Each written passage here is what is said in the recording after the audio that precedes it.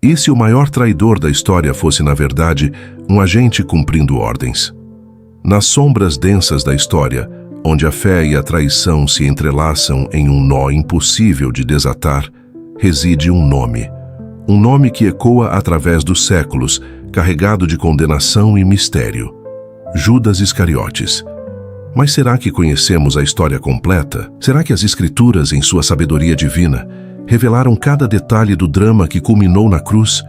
Ou haveria um segredo, um pacto silencioso, uma verdade proibida que permanece oculta nas entrelinhas, aguardando para ser desvendada? Se você busca respostas para mistérios que desafiam a compreensão, se anseia por uma jornada às profundezas da fé e da traição, então este canal é para você. Inscreva-se agora e embarque conosco nesta busca pela verdade. Há milênios, a figura de Judas tem sido pintada com as cores mais escuras da infâmia. O traidor, o apóstata, aquele que vendeu o Messias por 30 moedas de prata. Uma história simples, direta, mas que esconde em suas camadas mais profundas uma complexidade perturbadora. Afinal, quem era Judas Iscariotes antes da traição? O que o levou a esse ato terrível? E mais intrigante ainda, o que as Escrituras, em sua narrativa cuidadosamente construída, podem ter deixado de fora. Vamos retroceder no tempo. Imaginemos a Galileia do primeiro século, um caldeirão de tensões políticas e religiosas. Judeus sob o jugo romano, anelando por um libertador. Nesse cenário, surge Jesus de Nazaré, um carpinteiro que falava com autoridade e realizava milagres. Ele chamou os 12 homens para segui-lo, para serem seus discípulos, seus mais íntimos. Entre eles estava Judas. As Escrituras nos dão vislumbres de Judas. João 6:70-71 nos diz: Respondeu Jesus: Não vos escolhi a vós, os 12, contudo, um de vós é diabo. E falava de Judas Iscariotes, filho de Simão, porque este o havia de entregar, sendo um dos 12. Uma afirmação chocante. Jesus sabia, desde o princípio. Mas por quê? Por que escolher alguém que ele sabia que o trairia? Essa é a primeira fenda no muro da compreensão.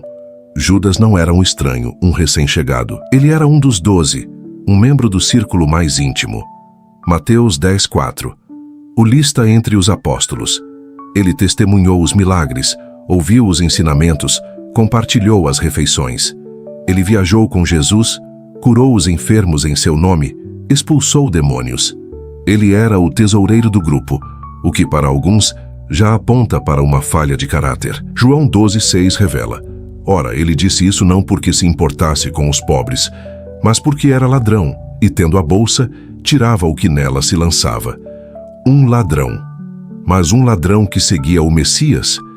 A contradição é gritante.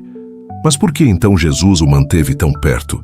Seria Judas um mero instrumento do destino? Um peão no tabuleiro divino? Ou haveria uma profundidade maior em sua escolha? Um propósito que transcende a nossa compreensão imediata? As perguntas se acumulam e as respostas parecem escorregar entre os dedos como areia fina. A narrativa bíblica nos leva a um ponto crucial: a última ceia. Uma noite de intimidade e revelação. Jesus, rodeado por seus discípulos, anuncia que um deles o trairia. Mateus 26:21-25 relata: E enquanto comiam, disse: Em verdade vos digo que um de vós me há de trair. E eles, entristecendo-se muito, começaram cada um a perguntar-lhe: Porventura, sou eu, Senhor? E ele respondendo disse: O que mete comigo a mão no prato, esse me há de trair. Em verdade, o Filho do Homem vai, como acerca dele está escrito, mas ai daquele homem por quem o Filho do Homem é traído. Bom seria para esse homem se não houvera nascido. E respondendo Judas, o que o traía, disse: Porventura sou eu, mestre? Disse-lhe ele: Tu o disseste. Tu o disseste. Uma frase que selou o destino de Judas. Mas o que se passava na mente de Judas naquele momento? Pura maldade? Desilusão? Desespero? As Escrituras não nos dão acesso direto aos seus pensamentos mais íntimos. Apenas a ação, o resultado fatal. A motivação mais aceita para a traição de Judas é a ganância. 30 moedas de prata, o preço de um escravo. Êxodo 21:32. Um valor irrisório para a vida de um homem, quanto mais para o Messias. Mas seria a ganância o único motor? Ou haveria algo mais sombrio, mais complexo, pulsando no coração de Judas? Alguns estudiosos sugerem que Judas pode ter tido expectativas políticas. Muitos judeus esperavam um Messias guerreiro, um líder que derrubaria o domínio romano e restauraria o reino de Israel. Jesus, com sua mensagem de amor e paz, pode ter desapontado essas expectativas. Teria Judas tentado forçar a mão de Jesus, forçá-lo a agir, a se revelar como o rei que ele acreditava que deveria ser? Ao entregá-lo às autoridades, Judas talvez esperasse desencadear uma revolta, uma manifestação de poder divino que obrigaria Jesus a assumir seu papel de libertador. Uma teoria audaciosa, mas que adiciona uma camada de complexidade ao ato da traição. Outra perspectiva, menos conhecida, mas igualmente perturbadora, vem de textos apócrifos como o Evangelho de Judas. Descoberto em meados do século XX, este evangelho gnóstico oferece uma visão radicalmente diferente. Nele, Judas não é o traidor, mas o discípulo mais compreensivo, o único que realmente entendeu a missão de Jesus. Segundo este texto, Jesus teria instruído Judas a traí-lo, a entregá-lo para que o plano divino da salvação pudesse se cumprir. Judas seria, então, um herói trágico, um agente secreto do próprio Deus, condenado pela história a carregar o fardo da infâmia para que a humanidade pudesse ser redimida. Claro, o Evangelho de Judas não faz parte do cânon bíblico e sua autenticidade e interpretação são amplamente debatidas, mas ele nos força a questionar. E se houvesse uma outra narrativa? E se a verdade fosse mais intrincada do que a história oficial nos permite ver? Essa é a essência do mistério. Pense na cena no Getsêmani. Lucas 22, 47 e 48 descreve: E, estando ele ainda a falar, eis que chegou uma multidão, e um dos 12, que se chamava Judas, ia adiante dela e chegou-se a Jesus para o beijar. E Jesus lhe disse: Judas com um beijo traz o Filho do Homem. O beijo, um símbolo de afeto transformado em sinal de traição. A crueldade desse gesto é de gelar a alma. Mas, novamente, o que estava por trás desse beijo? Arrependimento disfarçado? Um último pedido de perdão? Ou a frieza calculista de um homem que seguia um plano sombrio? A linha do tempo dos eventos é clara.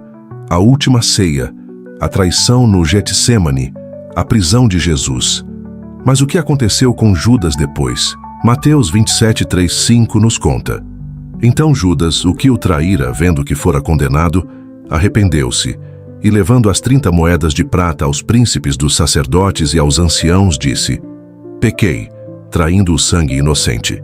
Eles, porém, disseram: Que nos importa? Isso é contigo. E ele, atirando para o templo as moedas de prata, retirou-se e foi se enforcar. Arrependimento. Uma palavra poderosa. Judas se arrependeu, mas seu arrependimento o levou ao desespero, não à redenção. Ele tentou devolver o dinheiro, confessou seu pecado.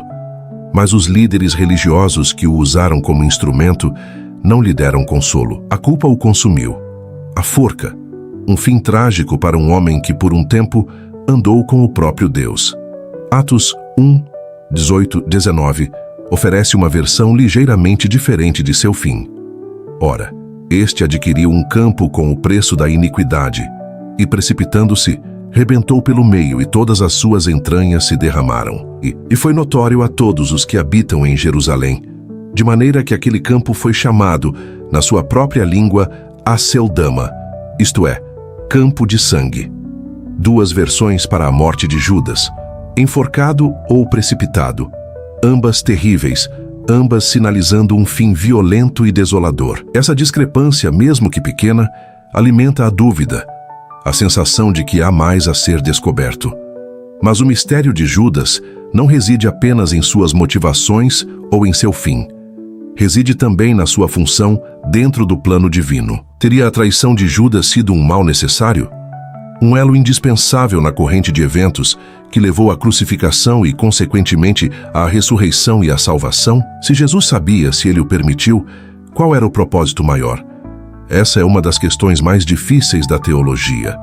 o livre-arbítrio de Judas versus a soberania de Deus. Judas agiu por sua própria vontade ou foi um instrumento predestinado? As Escrituras parecem sustentar ambos os lados. Judas foi responsável por seus atos, mas seus atos também cumpriram as profecias. Salmos 41:9 diz: Até o meu próprio amigo íntimo, em quem eu tanto confiava, que comia do meu pão, levantou contra mim o seu calcanhar. Uma profecia que encontra eco na traição de Judas. A história de Judas Iscariotes é um abismo de perguntas sem respostas fáceis. Um enigma que nos confronta com a complexidade da natureza humana, com a fragilidade da fé e com os desígnios insondáveis de Deus. Ele foi um vilão, um fantoche, um mártir incompreendido? Ou uma mistura trágica de todos eles, um homem consumido por forças maiores do que ele mesmo? O que as Escrituras não contam explicitamente, o que permanece nas sombras, é a totalidade de sua psique.